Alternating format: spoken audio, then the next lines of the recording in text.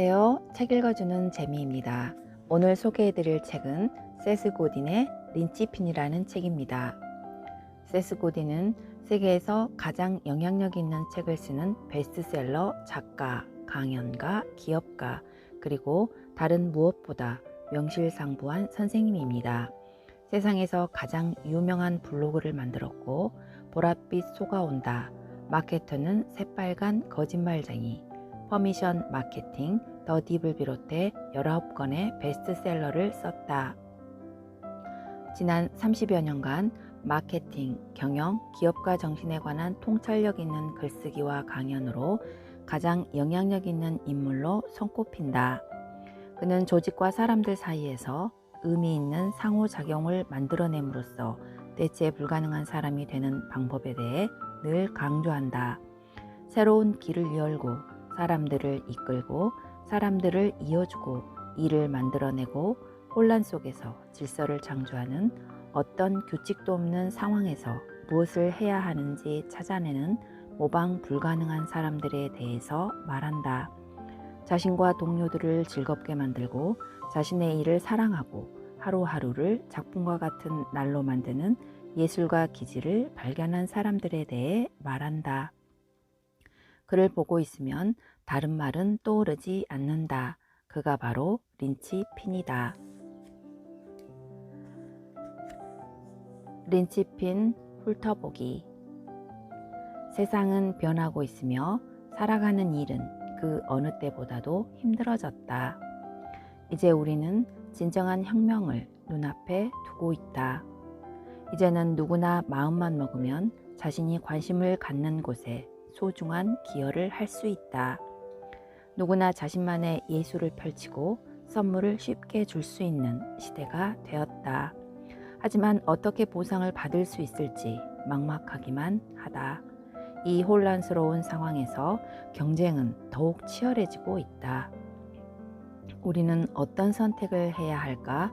누구도 대체할 수 없는 존재가 되어야 한다. 이 책의 목표는 우리 스스로 누구도 대체할 수 없는 존재가 되는 선택을 왜 해야 하는지, 어떻게 해야 하는지 일깨워주는 것이다. 목차 한번 보겠습니다. 대량 생산의 시대 이후 새로운 집단이 탄생하다. 나는 어떤 선택을 했는가? 우리는 세뇌당하고 말았다. 새로운 리더, 린치핀 선언. 언제까지 톱니바퀴로 살아갈 것인가? 왜 남보다 튀는 것을 두려워하는가? 선물의 힘. 지도 없이 세상을 여행하기. 현재에 만족할 것인가? 차이를 만들 것인가? 모든 것은 관계에서 시작한다. 린치핀이 가진 7가지 능력. 실패는 패배가 아니다. 린치핀이 되기로 선택하라. 이 중 지도 없이 세상을 여행하기 중에서 일부 소개해 보도록 하겠습니다. 린치핀은 지침을 기다리지 않는다. 다음에 무엇을 할 것인지 스스로 생각한다. 시키는 대로 하면 되는 일에서는 이러한 가치를 만들어낼 기회는 절대 오지 않는다. 린치핀, 예술가, 지도. 새로운 경쟁에서 성공하려면 린치핀이 되어야 한다. 가장 좋은 방법은 사람들 눈에 띄는 통찰력 있는 예술가, 선물을 주는 사람이 되는 것이다. 사람들을 이끌어야 한다. 순응하거나 거대한 조직의 톱니바퀴가 되는 것은 최악의 선택이다. 어떻게 해야 이끌 수 있을까? 가장 중요한 것은 자신만의 길을 만들어내는 것이다.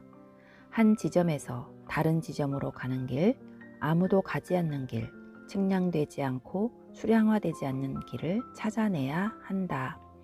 우리는 그토록 매번 누군가 어느 길을 가라고 정확하게 지시해 주기만을 바랐다. 하지만 그러한 길은 대부분 잘못된 길이었다. 다이아몬드를 다듬는 사람은 자기 손에 있는 돌을 본능적으로 이해한다. 돌을 만져보기만 해도 어느 곳에 선을 넣어야 가장 좋은지 정확히 알아낸다. 훌륭한 예술가도 마찬가지다. 기대와 집착 같은 것에 휘둘리지 않고 자기 앞에 놓인 도전이 무엇인지 분명하게 보고 이해한다. 다이아몬드를 다듬는 사람은 자신이 원하는 다이아몬드를 상상하지 않는다. 자신이 처한 상황에서 가장 잘 만들어낼 수 있는 다이아몬드를 본다. 보고 인식하고 깨달아라. 세상을 있는 그대로 볼 수 있어야 지도를 만들 수 있다. 가고자 하는 곳에 닿을 수 있는 방법을 이해하기 전에 자신이 지금 어디 있는지, 어디로 가고 있는지 알아야 한다. 세상을 투명한 눈으로 볼 수 있는 사람은 없다. 사실 우리는 누구나 개인적인 관점을 통해 세상을 본다. 자신의 편견과 경험과 기대를 통해 세상을 보는 방식을 물들인다. 벤처 캐피탈리스트는 오랫동안 여러 회사에 투자를 하면서 얻은 경험을 통해 세계관을 빚는다. 이들은 최근의 거품과 그 이전의 거품을 기억한다. 또한 그러한 거품을 잊을 수 있게 하는 분명한 상처를 가지고 있다. 누군가 그에게 찾아가 사업 계획서를 보여준다면 그 사람은 그 사업 계획서만 보지 않는다. 과거에 지나간 수많은 사업 계획서의 흔적을 모두 떠올린다. 지나간 사람들, 지나간 날들, 지나간 투자를 기억한다.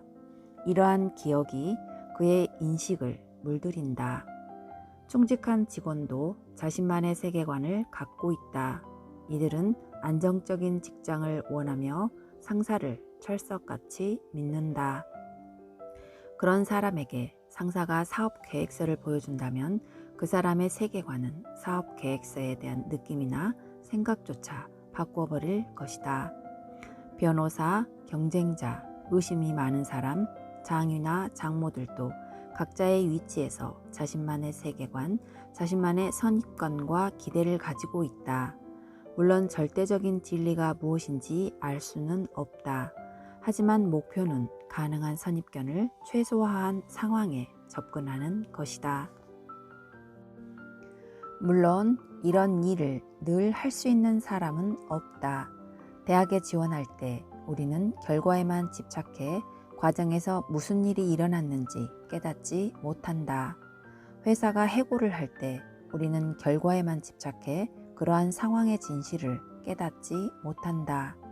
또다시 우리가 선택할 수 있는 것을 명료하게 봐야 하는 순간마다 우리는 덫에 사로잡힌다. 명료하게 보는 것. 명료하게 보는 것은 어렵다. 그래서 진정으로 희귀하고 가치 있는 것이다.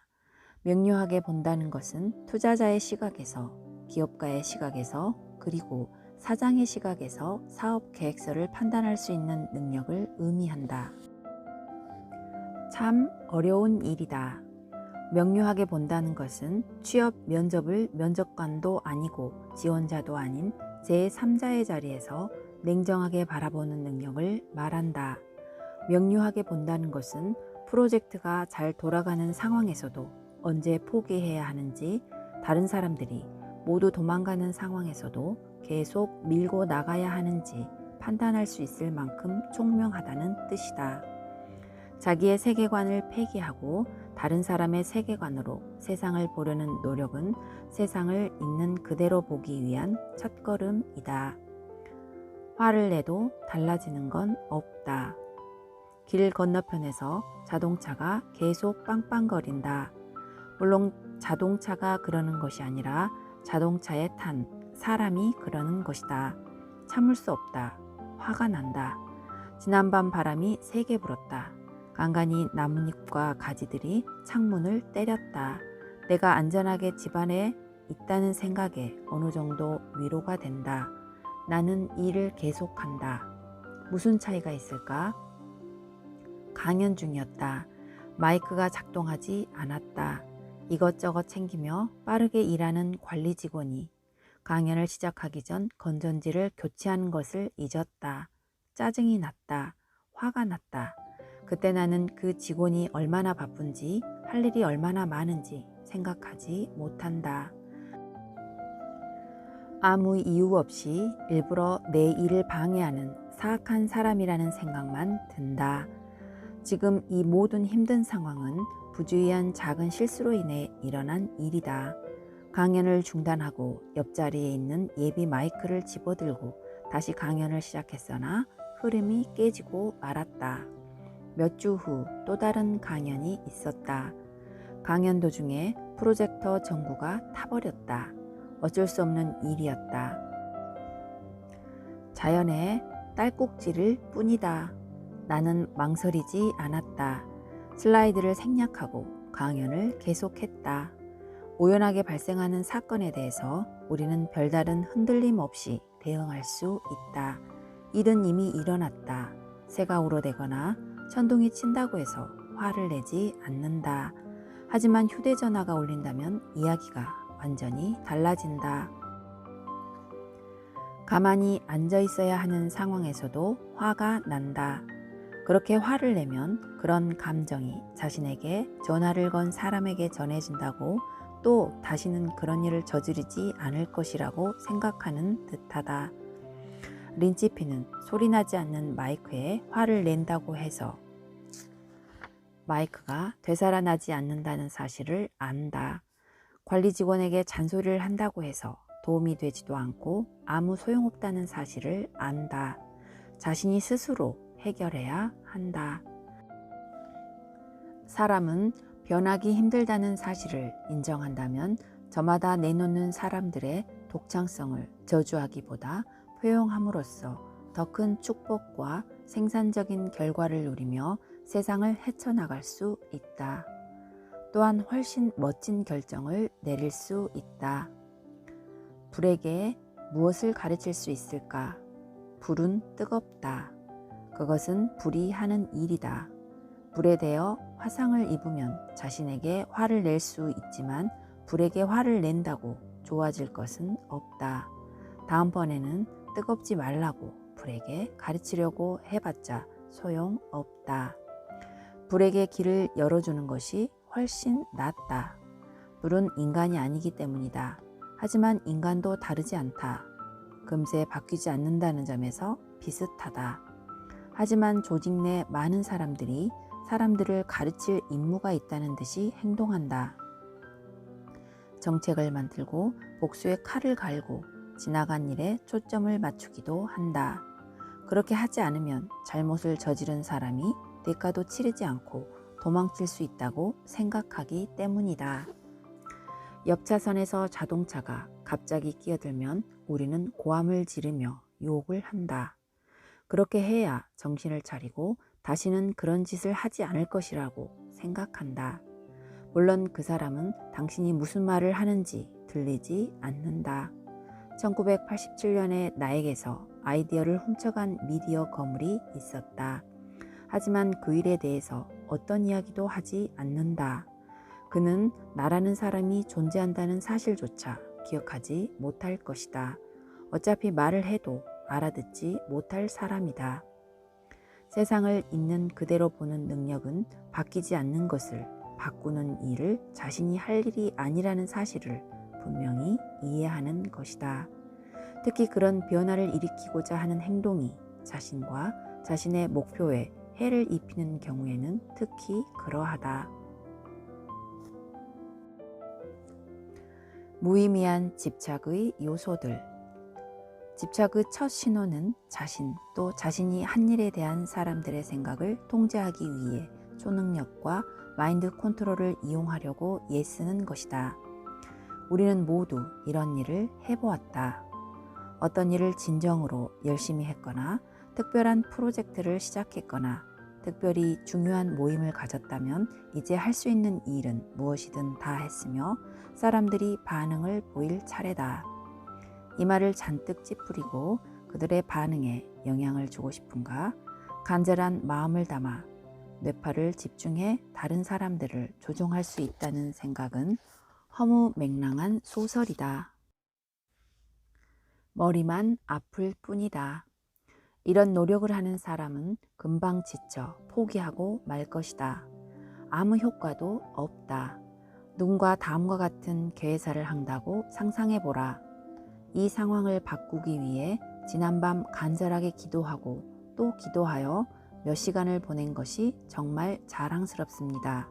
그 덕분에 오늘 여러분이 이 자리에 모이신 것입니다. 얼마나 멍청한 짓인가. 집착의 두 번째 신호는 나쁜 소식을 다루는 태도다.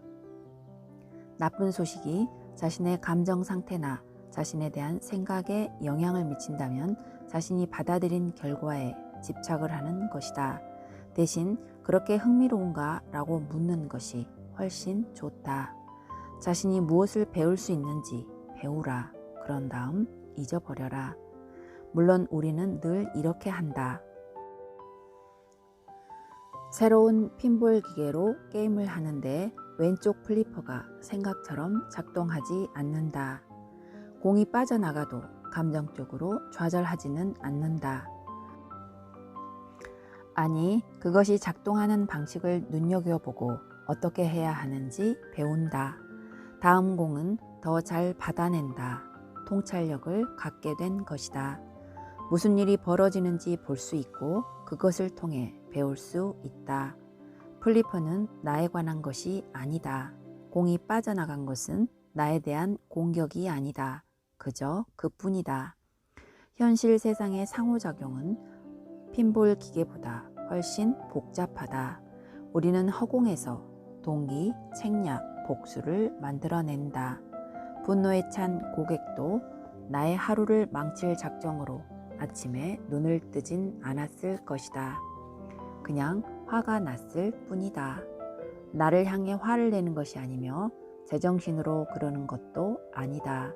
내가 분풀이 대상이 되어야 하는지 고민하지 않는 것도 분명하다. 그저 그뿐이다. 그렇다면 우리는 어떻게 대처해야 할까? 상대방에 대한 반응이 반발로 바뀔 때, 또 사람들을 가르치려 들 때 우리는 진다.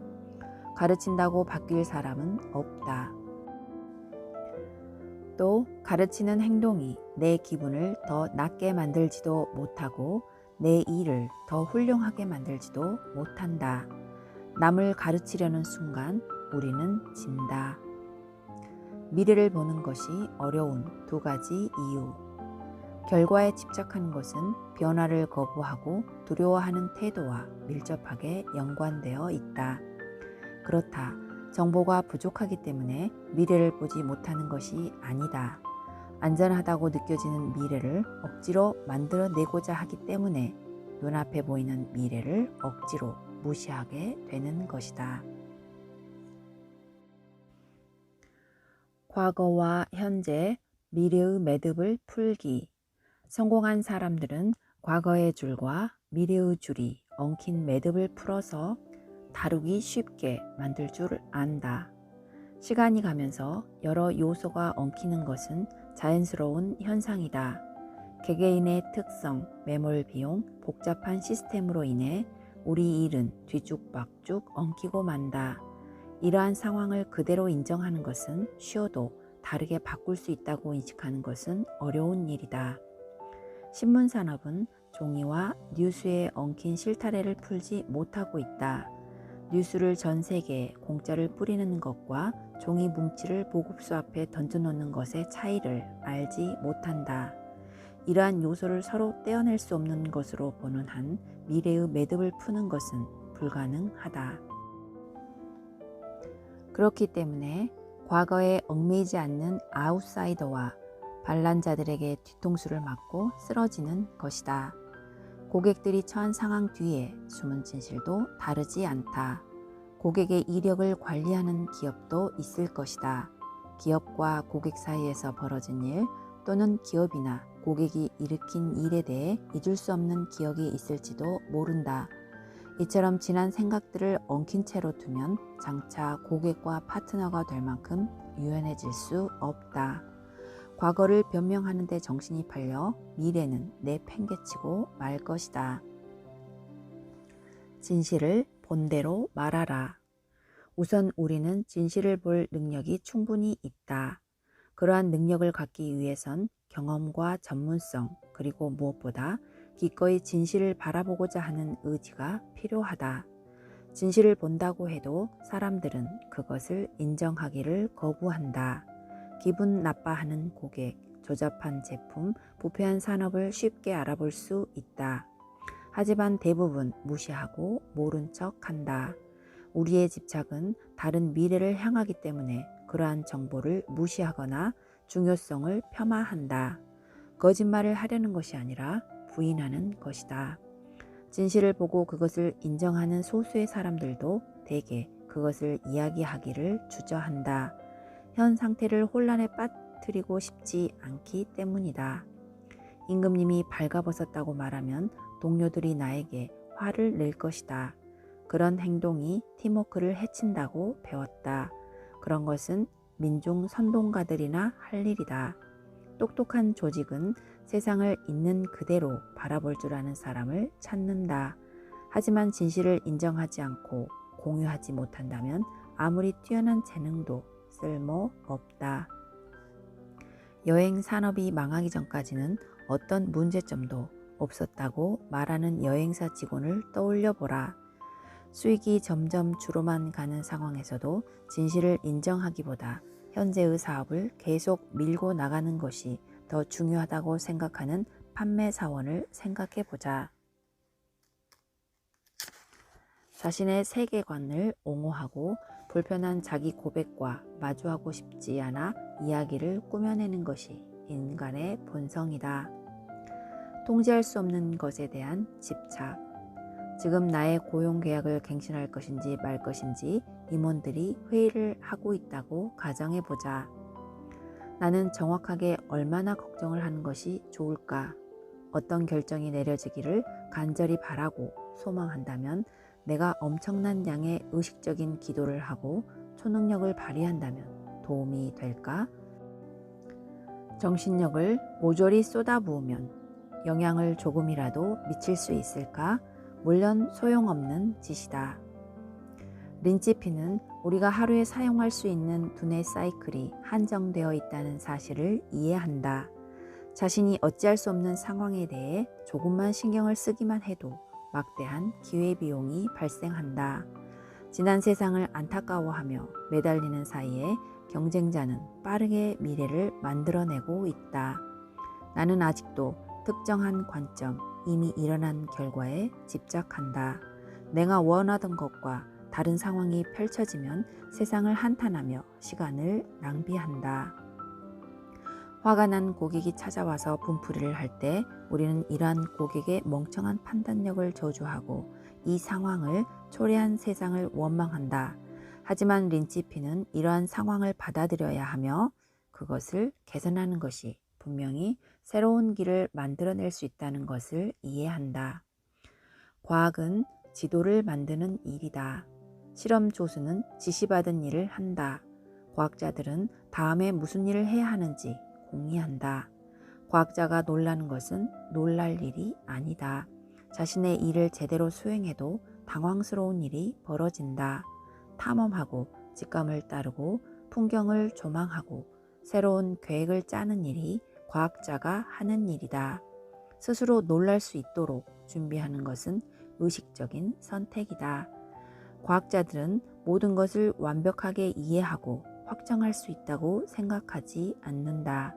모퉁이를 돌 때마다 새로운 논증이 나타나고 미스터리가 나타난다는 사실을 안다. 결국 지도는 결코 완성되지 않는다는 뜻이다. 인간의 게놈을 처음으로 해석한 크레이그 벤터는 다음에 뭘 해야 하는지 알려주기를 기다리지 않았다. 다음에 무엇을 해야 하는지 아는 것이야말로 바로 린치핀이 필요한 이유다. 세상에 자신을 끼워 맞춰야 하는 비상사태. 세상이 요구하는 방식에 무조건 끼워 맞추는 일은 불가능하다. 모든 면에서 잘하는 것은 불가능하다. 어떻게 그럴 수 있는가? 그렇게 우리는 깨어난다. 조금 더 끼워 맞추기 위해 노력한다. 자신이 제대로 갖지 못했다는 신호, 시스템은 혼란에 빠질 위험이 있다는 신호, 규칙이 변해간다는 신호, 거기에 맞게 변해야 한다는 신호를 하나라도 늘 찾는다. 겉으로만 초점을 맞추다 보면 중심이 없으며 돌아갈 곳도 없는 문제가 생긴다. 밖에 초점을 맞추면 나침판도 없고 기준도 없고 균형을 잡고 있는지 알 수도 없는 상황에 빠지고 만다. 지도 없이 다음에 무엇을 해야 하는지 어떻게 알 수 있을까? 데이비드 리즈먼은 고독한 군중에서 이렇게 썼다. 대중매체가 준비를 하기도 전에 미국인들은 이미 대중매체를 맞이할 준비를 하고 있었다. 우리가 어떤 존재가 되어야 하는지 알기 위해서 신호가 필요하고 교육이 필요하다. 물론 지도도 필요하다. 지금까지 시청해 주셔서 감사합니다.